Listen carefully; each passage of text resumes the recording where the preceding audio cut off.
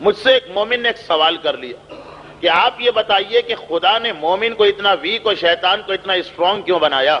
یہ ایک سوال کسی نے کیا ہے، میں نے اس کا جواب کئی مرتبہ مختلف مجلسوں میں دیا، اور میں اس مجمع کو دیکھ رہا ہوں کہ اس میں بہت سے لوگ وہاں موجود تھے، مگر بہت مختصر اس کا جواب دیتے ہوئے میں اپنے ٹاپک پہ آ جاؤں۔ سید نعمت اللہ جزائری جیسا عظیم محدث اپنے استاد علامہ مجلسی کے پاس جا کے یہی سوال رکھتا ہے کہ ایک بات میری سمجھ میں نہیں آتی کہ مومن بیچارہ اتنا ویک،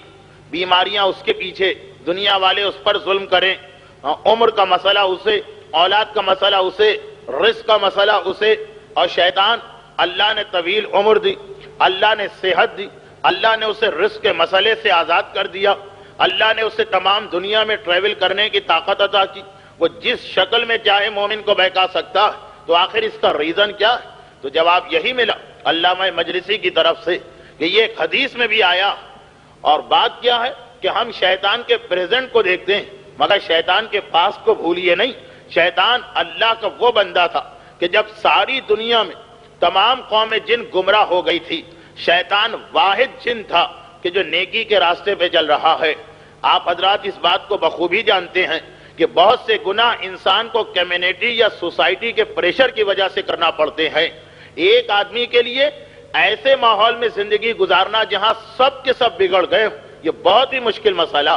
5 دیندار آدمیوں کے لیے زندگی گزارنا آسان ہے، اس لیے کہ ایک دوسرے کا سپورٹ ملتا رہتا، کم صحیح، قلیل صحیح، مقدار بہت کم صحیح، مگر سپورٹ ایک بہت بڑی چیز ہے۔ مگر ایسی جگہ رہ کے عمل کرنا جہاں ایک بھی نیک آدمی نہ ہو، یہ شیطان تھا، یہ شیطان کی ہمت تھی، یہ شیطان کی اسپرٹ تھی۔ اور جب خدا کے عذاب آیا تمام جنوں پر، تو واحد جن تھا جسے خدا نے نہ صرف یہ کہ عذاب سے بچایا، بلکہ اس کی عبادتوں کی وجہ سے حکم ملا کہ جبرائیل تم جاؤ، جبرائیل جیسا فرشتہ تم جاؤ اور شیطان کو میرا مہمان بنا کے لے کے آؤ 7ویں آسمان پر۔ اے جبرائیل،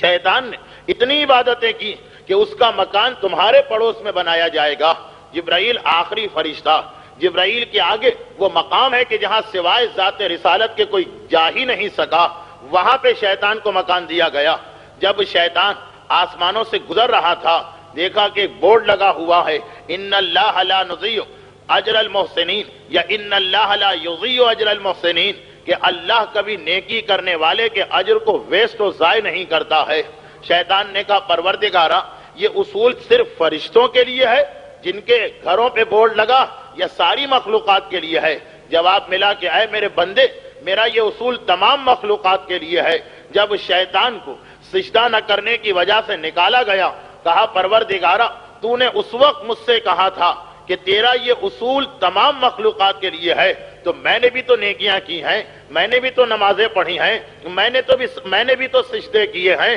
اس وقت میں نے عبادت کی ہے جب بڑے سے بڑا مومن عبادت نہیں کر سکتا تھا، وہ کہاں چلا گیا میرا اجر؟ جواب ملا خدا کی طرف سے، بتا تجھے کیا چاہیے، خود مانگ لے تجھے دیا جائے گا۔ اچھا، شیطان جاہل نہیں ہے، عالم ہے، اتنا پتا ہے کہ جنت تو مل نہیں سکتی۔ کہا پروردگارا، مجھے قیامت تک کی مہلت چاہیے، پروردگارا مجھے رزق کی طرف سے بے فکری چاہیے، پروردگارا مجھے اتنی پاورز چاہیے کہ میں جہاں چاہوں پہنچ جاؤں۔ شیطان کی تمام خواہشات کو، تمام ریکویسٹ کو قبول کر لیا گیا، سوائے اس